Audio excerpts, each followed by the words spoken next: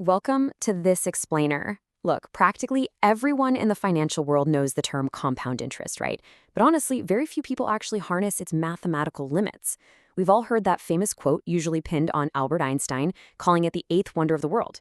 Supposedly, he added, "He who understands it earns it. He who doesn't pays it."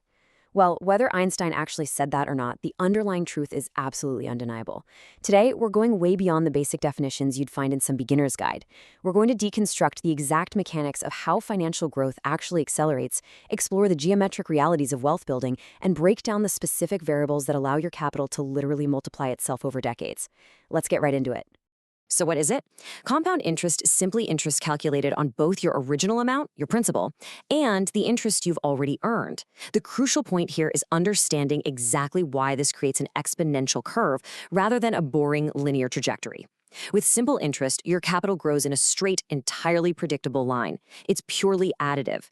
But when you're earning interest on interest, you're entering the realm of geometric growth. Think of a snowball rolling down a really long hill. At first, it just gathers a thin layer of snow. But as its surface area expands, it picks up increasingly larger amounts of snow with every single rotation. In financial terms, it's not just your initial cash working for you, it's the interest itself getting put to work, creating this continuous cascading effect of capital generation. Section 1. Mechanics of compound interest. Unpacking the formula. Now, this blueprint is the literal engine under the hood of every great investment strategy. It is the mathematical formula that completely separates linear saving from exponential wealth creation. Far from being just some academic algebra, this equation represents the underlying code of global finance. When massive institutions, pension funds, and billionaire investors model their long-term growth, this is the exact framework they're utilizing. It dictates exactly how money behaves when it's locked into an ecosystem of continuous reinvestment. Let's break down the specific weight and function of these variables because, trust me, not all parts of this equation are created equal. A represents your final amount, the ultimate destination of your capital. P is your principal, that initial seed money you deploy. R is your annual interest rate, and N is the compounding frequency. But here's the kicker. The true secret to this formula lies at the very end with T, representing time in years. Notice that T is an exponent. In math, an exponent doesn't just add, it multiplies the multipliers. It dictates how many times that compounding cycle actually occurs. This is the exact reason why starting to invest early does exponentially more heavy lifting than hunting for a marginally higher interest rate later in life. Time is the ultimate multiplier. It's exactly why legendary investors, like Warren Buffett, generated over 90% of their net worth after the age of 50. The exponent simply had enough time to take over. Section 2. 2 years of growth, seeing the math in action. Okay, to strip away the abstract algebra and understand the real-world practical implications, let's inject a highly realistic scenario. Let's say you deploy $1,000 in principal.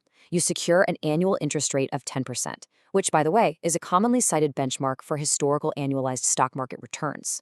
And just for the sake of simplicity in this model, we'll calculate based on it compounding just once per year. This sets the perfect stage for the most crucial mechanism in all of investing, the rollover. So in year one, the math behaves exactly as you'd expect. You earn $100 in interest on that initial $1,000 principal, bringing your new balance to $1,100. It feels entirely standard, right? But year two is where the geometric engine officially turns on. Because you left those initial gains untouched, you now earn interest on that new higher total. You make $110 in interest, leaving you with a balance of $1,210. Now, I want to stress this. This requires disciplined reinvestment. If you were to just extract that $100 dividend in year one, well, the engine stalls. The compounding effect fundamentally relies on leaving the gains entirely alone so they can solidify into a new, larger base of principal. Section 3. Simple versus compound interest, the ultimate proof. The divergence between these two methods of calculating growth is actually profound. With simple interest, you just earn a flat $100 each year, ending up with $1,200. But with compound interest, because of that amazing mechanism of earning interest on your previous interest, you end up with $1,210.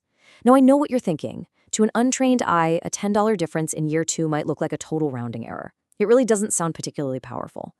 But you have to contextualize that $10. This tiny fracture is the exact origin point of a geometric divergence. Fast forward this exact same scenario 30 or 40 years into the future. That seemingly insignificant gap balloons into hundreds of thousands of dollars in difference. The longer the timeline stretches, the wider the chasm becomes between linear addition and exponential multiplication. As the quote goes, this extra growth is why compound interest is often called one of the most powerful concepts in saving and investing.